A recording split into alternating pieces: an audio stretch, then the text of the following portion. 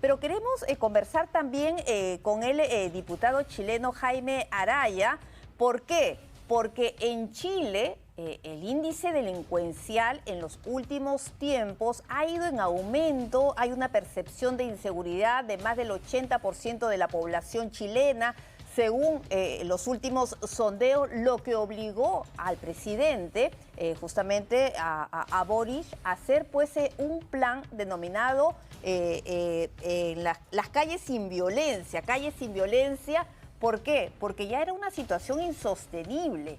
3 carabineros, que son los equivalentes de la policía de nuestro país, fueron asesinados, además pues del índice delincuencial, como comentábamos, que estaba altísimo. Y ellos han tomado reacciones rápidas, por ejemplo, frente al tema de la fuga del niño Guerrero, como sabemos, el jefe del Tren de Aragua. Así que lo hemos querido invitar para conversar con él, para poder pues conocer la experiencia chilena que tenemos entendido ha sido más exitosa que la nuestra. Diputado Araya, gracias por estar con nosotros aquí en ATV+, en Estación Central. Muchas gracias, Pilar, por este contacto. Gusto de saludarla. Bueno, y como dábamos cuenta, ustedes también han emitido esta alerta migratoria contra el líder del Tren de Aragua. Nosotros también hemos emitido esa alerta, incluso se ha dado pues esta recompensa de 500.000 soles para quien dé algún tipo de información certera sobre su paradero. Coméntenos un poco, ¿cuál es la situación? Porque hasta hace poco Chile era un ejemplo de país en relación al tema de seguridad ciudadana. Efectivamente, como usted dice, nosotros teníamos índices, yo diría, relativamente bajos de uno de los delitos más graves que se cometen en Latinoamérica, como es el homicidio. Yo creo que es el delito que caracteriza si una sociedad es violenta o no es violenta, y en eso Chile tiene un índice muy bajo. Cuando parte la grave crisis política en Venezuela, que ese es donde tiene su origen, y comienza esta verdadera estampida de ciudadanos venezolanos por distintos países del Cono Sur, lamentablemente en Chile hubo mucho descontrol migratorio y entró una gran cantidad de inmigrantes, muchos de los cuales venían arrancando de la dictadura de Nicolás Maduro. Pero también es cierto que hay otros, y eso uno puede decir que es una migración que tenía razones humanitarias, pero habían otros que eran parte integrante de las bandas criminales internacionales, particularmente uno de los carteles más peligrosos de la América Latina, como el Tren de Aragua. Y lamentablemente en esta situación de descontrol migratorio, que además se cruzó, acuérdense ustedes, con el tema de la pandemia, permitió que buena parte del Tren de Aragua se fuese instalando en distintas partes de América Latina, particularmente en nuestro país. Y eso generó que una vez que pasó la pandemia, como que uno vuelve a la vida normal. Acuérdense que estábamos en cuarentena, la mayoría de la gente estaba viviendo dentro de sus casas, había restricciones de movilidad. Estalla una verdadera crisis delictual en nuestro país y nos fuimos dando cuenta, y particularmente yo soy diputado del norte de Chile, de la región de Antofagasta, que la macrozona norte, de Arica, Parinacota hasta Atacama, las primeras 4 regiones del país, tenían un fenómeno de criminalidad que no se conocía y se empezó a caracterizar por la presencia de motochorros, estas personas que utilizan motocicletas para hacer robo por sorpresa, robo con violencia, Claro, como ocurre acá. el préstamo los prestamistas gota a gota, que no sé si ustedes lo tienen también, que esta gente Igual, presenta igual. pequeñas cantidades de dinero y que si uno no les paga lo Y es una amenaza, los amenaza a la golpea, le persona que destruye la vida. pidió y también pues a su entorno, ¿no? Exactamente. Luego, el tema de los secuestros extorsivos. En Chile no teníamos secuestro donde una persona era retenida y pedía una suma de plata a cambio. Eso no, nosotros no teníamos experiencia. Los secuestros en Chile se caracterizaban porque una persona fallecía y no se encontraba el cuerpo en varios días y decía, está secuestrado. Pero empezaron a ver estos secuestros extorsivos y pasaron casos muy dramáticos, por ejemplo en Iquique, donde una persona no pagó un rescate de, digamos que son cerca de $100.000 que se pidieron de rescate, y a la persona la mataron. Y eso nunca había pasado en nuestro país. Y luego apareció esto del sicariato, que eran los asesinatos por encargo, por precio, y eso empezó a generar una verdadera escalada delictual que costó muchísimo controlar, que hoy día no es que esté controlada, pero sí, por lo menos hemos Se construido están instrumentos adoptando legales en algunas el medidas. Parlamento. Ahora, pero ¿qué Exactamente. fue lo que llevó al gobierno a adoptar este plan, este programa de calle sin violencia? Porque lo que tenemos entendido es que también hasta 3 carabineros fueron víctimas de esta inseguridad. Efectivamente. Ahí se mezclan dos Y temas. en Chile respetan a los carabineros. Efectivamente, en general los chilenos y las chilenas somos muy respetuosos en instituciones policiales, eso es una tradición en nuestro país, pero ocurrió que yo diría que en 4 semanas mataron 3 carabineros en servicio policial. O sea, una de las mártires de carabineros ni siquiera se logró bajar del auto policial cuando les dispararon en el rostro. Otro fue a un control de tránsito y desde el auto le dispararon y también lo mataron. Y otro también un procedimiento donde llegó a auxiliar a una peluquería, ni siquiera se alcanzó a identificar y ya le habían disparado. Y eso generó que nosotros cambiáramos nuestra legislación, que yo diría que era muy garantista, y flexibilizamos la utilización de armas de fuego para las policías, tanto como para Carabineros como para la Policía de Investigaciones. Hicimos mejoras legislativas que permitieron que Carabineros pudiesen disparar con mayor libertad, con mucho criterio. Han cuidado muchísimo esta norma que se llama la ley Naim Retamal, que es en homenaje al cabo Eugenio Naim y Carlos Retamal, que son 2 funcionarios que habían muerto con anterioridad, producto de que se acercaron a un procedimiento policial y no pudieron hacer uso de su arma de fuego por estas restricciones que existían y fueron asesinados brutalmente. Entonces, o sea, pueden esta ley que utilizar nosotros dictamos, sus armas de reglamento en ese tipo de situaciones extremas y no van a ser procesados, sin temor a ser no, procesados o tener problemas con la justicia. Exactamente. Eso antes no pasaba a partir de la ley Naim Retamal.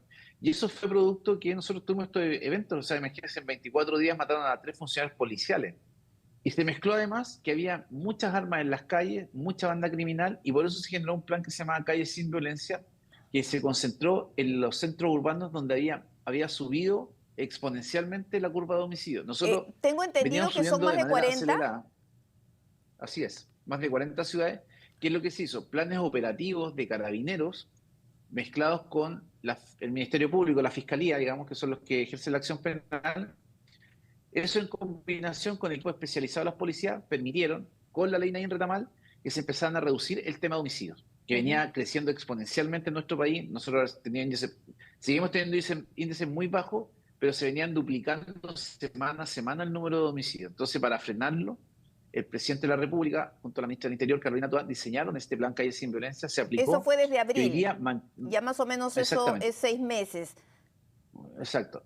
O sea, efectivamente el número de homicidios se ha mantenido estable con una leve tendencia a la baja. Lo importante fue que se logró contener el alza que tenía. Eso yo creo que es lo más valioso del plan Calles sin Violencia. Es una especie de y control que además, territorial. Efectivamente genera mayor presencia policial. Son escuadrones especializados de las fuerzas policiales que intervienen metódicamente bajo una metodología con labores de inteligencia, con la fiscalía, una cosa bien integral. Y además eso viene con refuerzo de algunas de apoyos, digamos, del gobierno para que los municipios, los alcaldes, los consejos municipales pudieran disponer de cosas básicas en materia de seguridad. Naturalmente ellos no cumplen labores de seguridad, pero algunas tareas que pueden ser importantes se abocaron. Ahora, ¿qué cosa además importantísimo?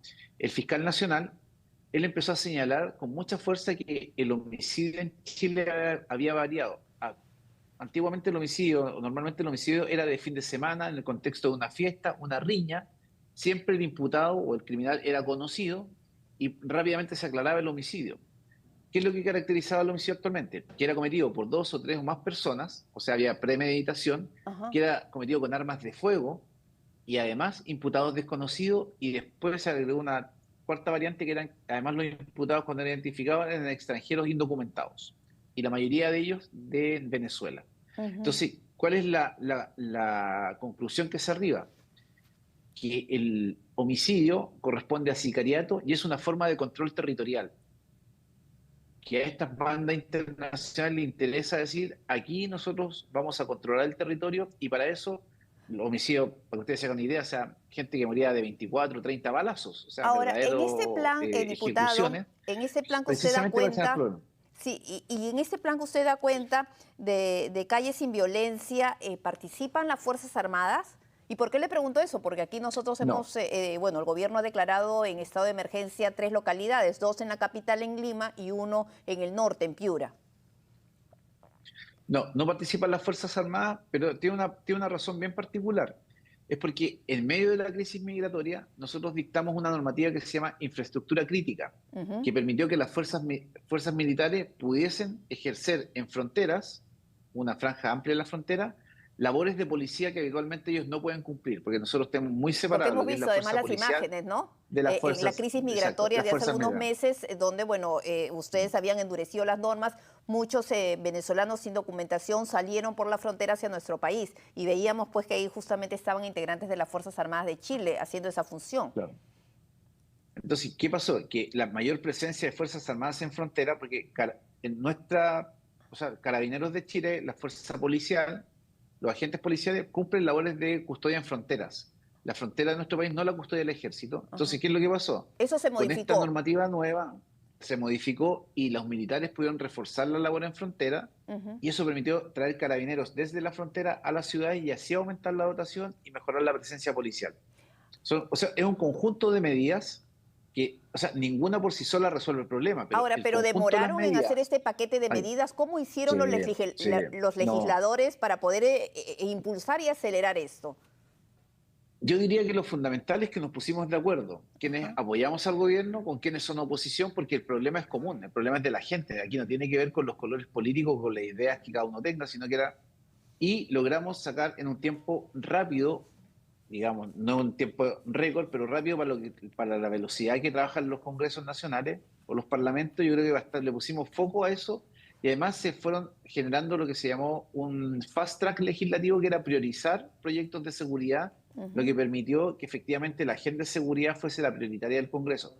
Ahora, esto yo diría que es un proceso que partió en septiembre, cuando cambia la ministra del Interior, septiembre del año pasado, y que ya a un año de haberse implementado el conjunto de estas medidas, uno puede decir que el fenómeno está siendo contenido, no controlado, Ujú. contenido. O sea, Pero al hemos menos, porque impedido no sigue subiendo y que como siga que la creciendo. situación pareciera que ya está fuera de control, Sí. desbordada.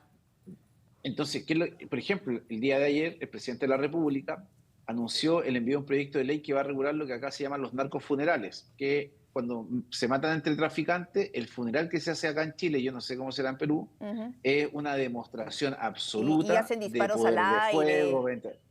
Sí, todas esas cosas. Entonces, ¿qué es lo que hay? Una normativa que va a restringir los narcofunerales porque eso es un problema. Aquí nos ha pasado que se Ujú. tienen que suspender las clases de los establecimientos educacionales, la gente no puede salir a la calle mientras se desarrollan los narcofunerales y eso no está bien. Y hay Ujú. una decisión del presidente de la República que la comunicó al Congreso el día miércoles, en que dice, aquí está el proyecto de ley que vamos a regular esto ahora y vamos a impedir, por ejemplo, que se hagan los sepelios, los cortejos fúnebres por dentro de las ciudades, sino que el delincuente muere al servicio médico legal y el servicio médico legal inmediatamente al cementerio.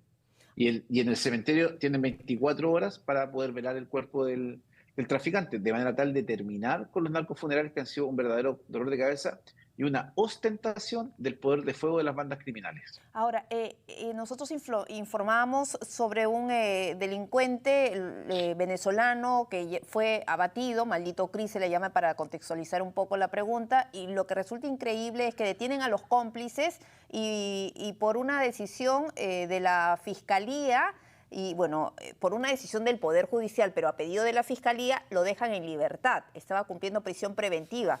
¿Cómo lograr eso? Porque lo que el ministro del Interior, y justamente lo compartíamos antes de su entrevista, decía que lo que se necesita es una articulación, pero esa articulación, ¿cómo lograrla, no? Porque imagínense, todo el esfuerzo de la policía para que sean dejados en libertad y se burlan en realidad, salen pues a los pocos días o a las pocas semanas, obviamente a volver a delinquir.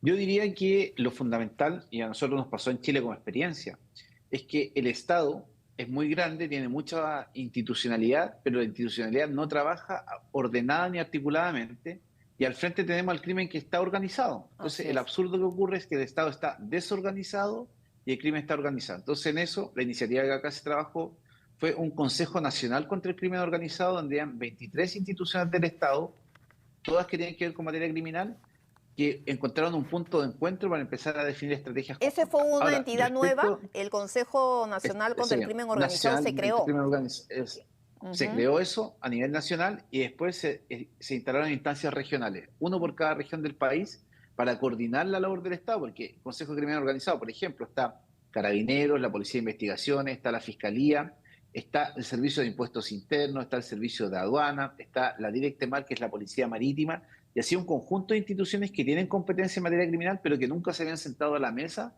para abordar el fenómeno. Pero eso que les pasa a ustedes, por ejemplo, que esto que a uno le parece absurdo, como un delincuente peligroso que está en prisión preventiva queda en libertad, a nosotros nos han pasado situaciones similares que hemos ido perfilando con una legislación más adecuada, que en algunos casos lo que busca es un régimen de recursos procesales para pelear en las instancias superiores del Poder Judicial, que estas resoluciones puedan ser dejadas sin efecto. Por ejemplo, nosotros hemos tenido un problema grande hace 2 semanas, un juicio contra el Clan de los Gallegos, que es una filial, por decirlo de alguna manera, del De Tren de Aragua, Aragua, ¿no? un juicio, sí, un juicio de 54 testigos, muchos de ellos agentes policiales encubiertos. Nosotros tenemos una normativa bien moderna en materia de persecución de narcotráfico que permite a los agentes reveladores, agentes encubiertos, que son básicamente agentes policiales que se hacen pasar por traficantes o por personas que son consumidoras con tal de desbaratar bandas criminales. Ocurrió que un juez de garantía ordenó poner a disposición del clan Los Gallegos la identidad de estos 54 agentes que eran testigos protegidos. Eso generó un tremendo revuelo. Claro. Afortunadamente, ahí el gobierno intervino, presentó recursos procesales, la propia fiscalía, y fue la Corte de Apelaciones quien revocó esa resolución y ordenó mantener en secreto el nombre, la identidad de los testigos. ¿Pero por qué les cuento esto? Porque lo que les pasa a ustedes no es solo les pasa a ustedes, esto es una cosa que pasa en todas las partes, yo creo que en Latinoamérica, que tenemos estos Y es una sistemas donde violencia además hay un ministerio importada, ¿no? público, Porque eso pues sin básicamente duda. vienen de Venezuela con sus malas costumbres y mañas. No, y además cosas que a nosotros no nos pasaban, amenazas a jueces, amenazas a fiscales, amenazas a policía. Entonces hay un número importante también de Bueno, jueces y ahora hay fiscales chilenos amenazas que a están con policías, protección. al menos eso es lo que se ha conocido incluso con el jefe que tiene que ver con con estos crímenes, ¿no? Ha habido una amenaza por parte de uno de esos integrantes de los clanes. Pero, ¿qué hacer frente a toda esta situación, además de actuar rápidamente? El tema de la flagrancia, por ejemplo, ¿cómo se manejó allá? Porque aquí también es una limitación, que al menos eso es lo que dicen los policías. Nosotros tenemos una flagrancia que dura 12 horas. Esa es la norma general que tenemos. Ajá. Y es un plazo que habilita a las policías para las primeras diligencias cuando se comete uno de estos temas. Ahora, también hay que decir que yo no conozco el detalle del sistema procesal penal del Ajá, ajá, Perú, pero lo ajá. que sí puedo decir es que hay un trabajo bastante afiatado entre las policías y el Ministerio Público que permite que, pasado el tiempo de flagrancia y se requiere una orden judicial para detener o para realizar una diligencia, el fiscal puede solicitar esa orden y se tramita de manera inmediata. O sea, no, el tema de la flagrancia propiamente tal no es un tema que haya significado un problema desde el punto de vista de la investigación policial. Porque 12 horas, nosotros por lo menos, yo consideramos que es un plazo bastante razonable para las primeras diligencias o para una persecución de un delincuente. Y además que siempre está la posibilidad que cometió un delito sin que intervenga el fiscal ni un juez, el policía tiene la facultad dentro de este plazo de flagrancia de, actuar de manera autónoma. Entonces, Ujú. yo no sé cuánto será el plazo de la flagrancia en Perú, pero creo que 24 las horas. 12 horas que nosotros creemos que es un plazo que está dentro de lo razonable. Porque tiene que haber porque además el Ministerio Público es quien conduce la investigación y por lo tanto es quien le imparte instrucción a las policías. Yo no sé si tienen ese sistema ustedes en el Perú o Igual, las policías son igual. autónomas del Ministerio Público. Hay quienes señalan que debería ser la policía, porque antes era así, ¿no? Pero ahora es tal cual ocurre en Chile, ¿no? Que es el Ministerio Público. Sí. Exacto, entonces ahí yo creo que en el fondo es cómo el Ministerio Público logra coordinar mejor con las policías las diligencias y generalmente nosotros, o sea, como la litigación pasó a ser electrónica, o sea, ya no es, ya más es oral, eso permite que se actúe con más rapidez y además los jueces de garantía son jueces de 24 horas, tiene un juez de turno que está todo el tiempo disponible para resolver las peticiones que hace la Fiscalía. Entonces, eso genera que si bien es cierto, las 12 horas de flagrancia son de autonomía completa. Pasado el tiempo de esa flagrancia, Carabineros puede actuar en plena coordinación con el Ministerio Público y hasta donde nosotros entendemos, eso no ha sido una dificultad en la persecución penal. Ahora, Claro. puede tener sus variables porque, bueno, Chile naturalmente nosotros somos un país más pequeño en términos de tamaño poblacional que lo que es Perú, nosotros somos 20 millones de habitantes. Entonces yo creo que ahí podría haber una Nosotros variante de 34. por qué allá se podría necesitar. Claro, entonces ahí uno podría decir, eso podría explicar de repente cuando el sistema judicial es más pequeño para una mayor cantidad de habitantes se requiere más funcionarios y ahí uno puede decir, eso está, pero a nosotros por lo menos el tema de la flagrancia no ha sido una dificultad. Ujú. Y hay un trabajo en conjunto con congresistas peruanos. ¿Mantienen algún tipo de relación? No. Sí, de hecho hay unos colegas que fueron hace, yo diría, 2 o 3 semanas y estuvieron con varios colegas peruanos, viendo naturalmente temas de delincuencia y además nosotros tenemos un problema común, que es que el Tren de Aragua se instaló en distintos países de Latinoamérica. Entonces, Así no, es. bueno, y el Tren de Aragua, digamos, el que más dolores de cabeza nos ha causado, pero también está el primer comando de la capital, que es de Brasil, está los espartanos, que son de Colombia, que están instalándose en varias partes del Cono Sur, Y lamentablemente de México nosotros tenemos acá Jalisco Nueva Generación y el cartel de Sinaloa. Entonces, Ujú. tenemos bandas criminales transnacionales que son muy importantes y en las que, la verdad, las cosas que se han ido cada vez complejizando. De hecho, la agenda política quedó absolutamente nublada por lo que ha sido todo el combate al narcotráfico y bandas de crimen organizado, porque ha sido muy brutal. O sea, Bueno, nosotros, yo diría que éramos un país muy tranquilo en este ámbito, o sea, reconocidamente tranquilo Chile, y de un día para otro esto estalló y además ha generado una molestia al nivel de la ciudadanía, un tal nivel de hastío que hoy día hay también un malestar ciudadano con el el propio Parlamento, con gobierno, el ¿no? Con el gobierno. presidente y los Sí, políticos en general. Debe ser como ocurre aquí en nuestro así país, es, porque así es. consideran pues Entonces, que no hay una voluntad política para enfrentar esta problemática. claro, porque además, o sea, digámoslo con franqueza, la gente quisiera que uno saliera con armas a matar a todos estos tipos, pero nosotros tenemos que mantener que el Estado de Derecho es la reacción racional, no es lo Ujú. irracional. Y de ese punto de vista, hay que hacer las cosas como corresponde. Y afortunadamente, sí, esto ha generado que haya habido una inyección muy importante de recursos para la renovación del material, cosas básicas. Ujú. Nosotros teníamos cerca del 50% del parque vehicular de Carabineros está excedido en su vida útil. Bueno, Se igual ha el hecho una nuestro, inyección muy para que importante. sepa, se ha declarado Sí, en crisis, en estado de emergencia el parque automotor de la Policía Nacional porque 49% justamente del mm, total estaban inoperativas, ¿no? Estaban en diferentes sí, lugares como chatarra, como si estuvieran en un cementerio de autos. sí. Sí, eso nos pasó a nosotros y también ha habido una reacción Y de el inyección de incremento de recursos. presupuesto ha sido No, ha sido importante. sustancias, muy importante. De hecho, por ejemplo, nosotros vamos a empezar a tramitar la ley de presupuesto a partir de la próxima semana. Y anoche el presidente, cuando hace la presentación del presupuesto a todo el país, anuncia que hay un aumento de cerca de un 6% en seguridad. O Ujú. sea, por lejos es el mayor aumento, es lo que más sube, porque la demanda creció mucho y además, como le digo, nosotros estamos acostumbrados a un tipo de criminalidad y esto es una cosa absolutamente distinta que desafía las Claro, eso capacidades es del Estado, porque sanguinario. además no, absolutamente. Y además tiene otra componente, que hay mucho lavado de dinero. Así Entonces es. se requiere además esfuerzos de tecnología para poder detectar lo que nosotros decimos, hay que cortar la ruta del dinero y nuestro principal foco ahora en Chile es tratar de que Chile sea un país hostil para quienes lavan dinero, para quienes traen dinero de actividad ilícita, porque nosotros estamos seguros que cortando eso vamos a dejar de ser un destino interesante para el crimen organizado. Claro, y O el sea, de crimen hecho, por ejemplo, hay organizado normas, miraría hacia otro lado. Y el tema de la corrupción, ya para ir cerrando es, la entrevista, también porque la corrupción pues pesa, pues, ¿no? Tiene un peso bastante importante en la lucha contra la seguridad ciudadana, a diferente nivel. nosotros, nosotros tenemos y hemos tenido distintos episodios de corrupción en todas las instituciones del Estado. O sea, hemos tenido episodios de corrupción en el Parlamento, en las policías, en todas las instituciones. Ujú. Pero cuál es la gran fortaleza institucional que nosotros tenemos? Es que uno puede decir con toda seriedad que esos hechos son hechos aislados. No es una práctica generalizada de las policías de la corrupción y además en esto yo quiero decirlo con mucha claridad. El general director de Carabineros ha tenido una mano implacable contra los corruptos. Ha sido implacable, los ha perseguido y hoy día están siendo encarcelados. Entonces, eso ayuda mucho a mantener al crimen organizado a raya. Donde nosotros tenemos un problema muy grave, y probablemente les va a pasar a ustedes, es en las cárceles. Ajá. Porque la gran cantidad de ¿Cómo han hecho extranjeros con que las son cárceles, parte del verdad? cartel, ese es nuestro dolor de cabeza actual y para allá vamos ahora. Estamos viendo un proyecto que va a permitir simplificar la construcción de cárceles. Hay un incremento en los recursos para poder ampliar las cárceles existentes. Nosotros construimos cárceles desde que se dice vamos a hacer una cárcel hasta que se construye pasan por lo menos 8 o 10 años. Ujú. Entonces, hoy día necesitamos con urgencia, nosotros tenemos una sobrepoblación carcelaria, contada todas las plazas disponibles, que hoy día ya está hay un exceso de 5.000 reos que están como sobrepoblación.